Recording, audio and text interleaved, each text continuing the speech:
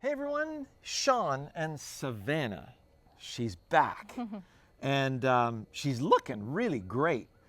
This video is so important for you because it's all about you not staying level. Please stop trying to stay level. If you look at how we work as humans on this planet, we're built for piston action, moving up and down in every discipline we do. You really don't want to miss this show.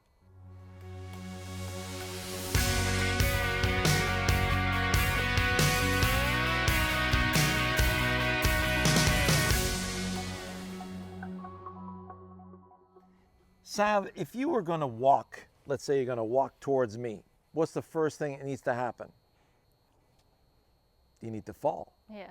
So if you didn't fall forward and you tried to bring your leg forward, it wouldn't work, would it? Yeah. So you literally have to fall forward and come down. And then you're using the weight of your arms to come back up. So somebody walking efficiently, when you're coming out of the theater and you're seeing people in front of you, you're going to see a lot of bobbing heads. Heads are going up and down. You would never see this. I'd be Right? a little concerned. That would be concerning. Yes, it would. It's great for a workout if you want your legs to burn, but you know, you couldn't walk more than 2 minutes. If you want to walk for hours, you gotta allow that body to come up and down. It's the same for skating, it's the same for swinging, all that good stuff. And you have become really nicely efficient in your swing when it comes to that. What matters, everybody, is that you have a proper task. So Sav today is going to use the task of sending divot peels, and we use a 2-tee drill system, right? So you take 2 tees and you put them about 4 inches apart right in front of the ball, and you know, so that the ball is at the back of the first tee, and you want to feel like you're sweeping the tees in the direction of the target. So in this case here, Sav, if you get set up, we're going to go, let's say, over this red post. Tee number 1, tee number 2, about 4 inches. And those are aiming basically, I had it. No, I want them this way. You want them that way? Yeah. So that's going between the red post and the black post. Yeah. Okay. So do a practice swing right next to them and pretend you're going to stay low enough to get through both. Do that again.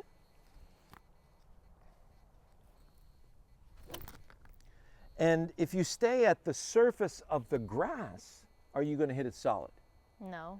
You want to be at the surface of the ground, right? Where Yeah. the tees are more sitting down below the level of the ball. Yeah. So let's see you come to the ball. Send both tees out there with some momentum. All right. So imagine you have those tees now. Send a nice divot peel in that direction. Oh, baby. How good is that?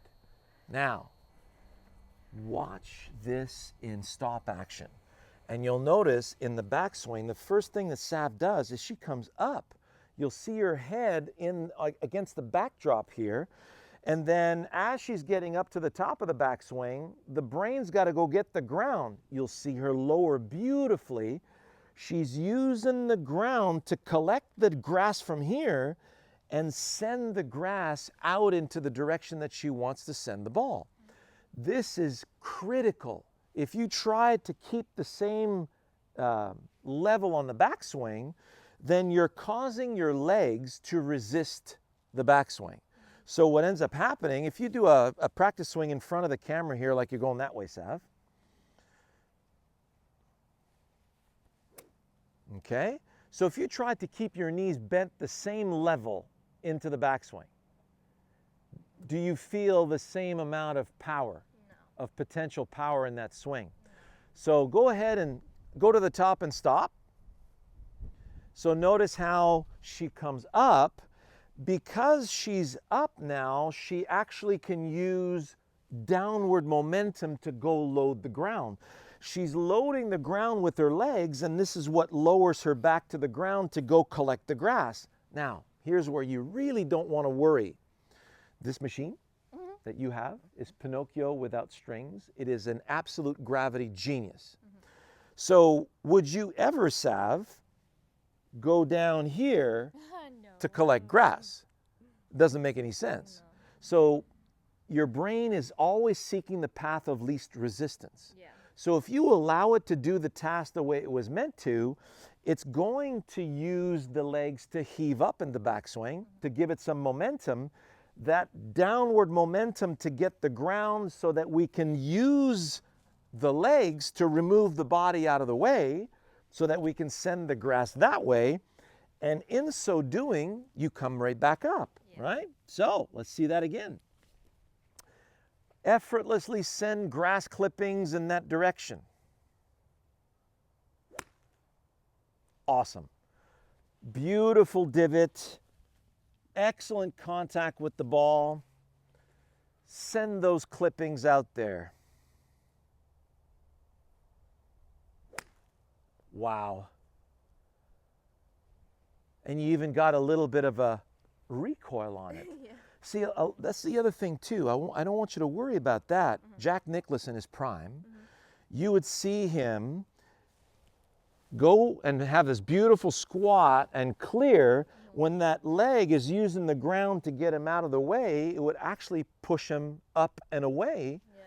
Pushing up and away is what gives you that release and anchors that release.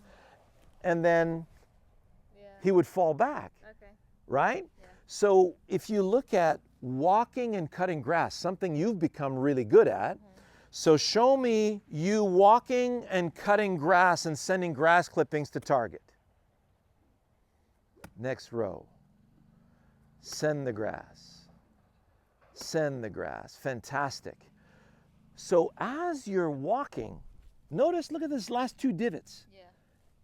Perfect thickness, right? Perfect depth and nice length. Yeah. So you're sending the grass clippings to the target, but if you look at that in stop action, you'll notice that in order for her to take a step, she's got to come off. Now that we've taken the weight off of it, we can take that step. Then she comes back down, collects the divot, sends it out, and this leg is extending, so both legs extend up, unweights the back foot, and now you can take a step to go back into your backswing with. So the walking drill, I encourage you, you'll see a video called Best Way to Shift Weight, Take a Walk, Shawn Clement. And we show you this walking drill, which is really going to help you deliver proper timing and proper weight shift in the swing, but also proper levels. Yeah. You're going to start there, and you can already tell, so the width of the club head is her rows that she's cutting, and she's taking those rows. So you notice how we have the width of a club head in between each ball here, so it makes the length of your step proper.